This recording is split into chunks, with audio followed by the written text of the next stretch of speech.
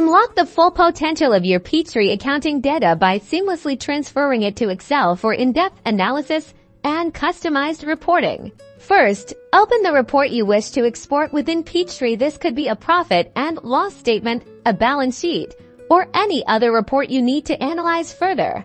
Next, navigate to the File menu at the top of the Peachtree window. Click on File to reveal the drop-down options. From the drop-down menu, select Export. This action prepares your report for transfer to another application.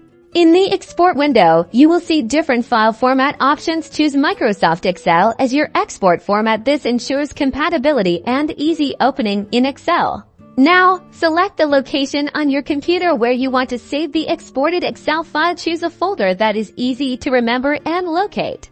Once you've selected the export format and the save location, click the Save button. Peachtree will then convert the report into an Excel-compatible format and save it to your chosen location. Finally, open Microsoft Excel and navigate to the location where you saved the file. Open the exported file. You'll now find your Peachtree report neatly arranged within an Excel spreadsheet, allowing you to leverage Excel's powerful tools for further analysis, formatting, and sharing.